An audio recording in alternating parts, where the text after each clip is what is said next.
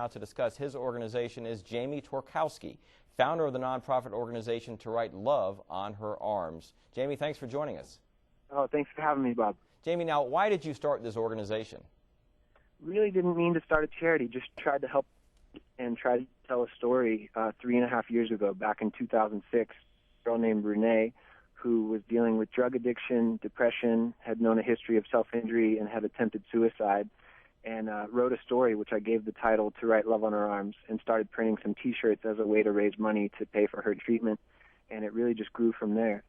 So what's the significance of the title of the group, To Write Love on Her Arms?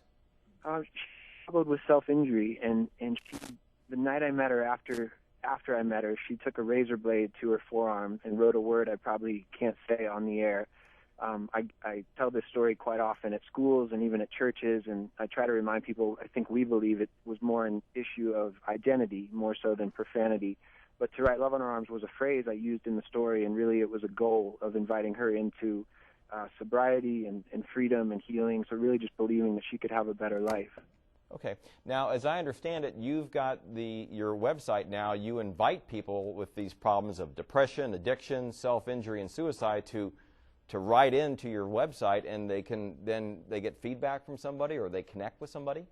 Yeah, we have a whole team of people who respond to these messages, and the funny thing is, we've never really asked for those, or we've never solicited them. It went all the way back to when we first posted the story about Renee.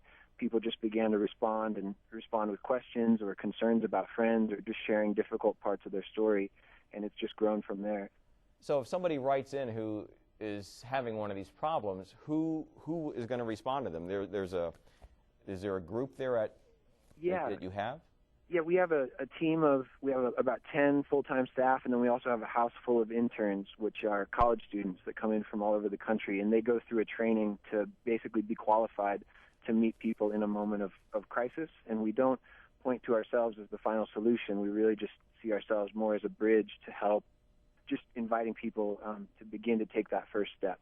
So hopefully the people that will make this connection, this email connection to your organization are reaching out because they're at their wits' end, I guess.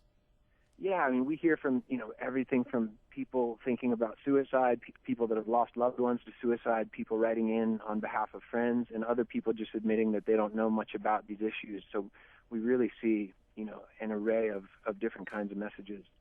And what help can you offer now to some of our viewers that may obviously be individuals who may need this type of help? What words can you offer them as far as hope and encouragement? Yeah. I mean, we just want people to know that they're not alone if they deal with this stuff. We've learned that most people who struggle with these issues, especially depression, they tend to live alone in that place. And so we've learned that 2 out of 3 people who struggle with depression, they don't get help. And we've learned that these things are often very treatable and very hopeful if people are just willing to take that first step. And maybe that's treatment, but maybe a lot of times we hear stories of people just beginning to open up to a friend or someone that they can trust, and really just beginning to lean on the folks around us. And so we want to invite people into that idea, and we really believe there's hope in that. All right, very good. Jamie, I want to thank you so much for joining us on the news at 5:30. Thanks for having me. Okay. Jamie Torkowski, the founder of the nonprofit organization To Write Love on Her Arms, will be speaking tonight at 8 p.m. at the JMU Festival Conference Center. And now let's send it to Mel in Stanton.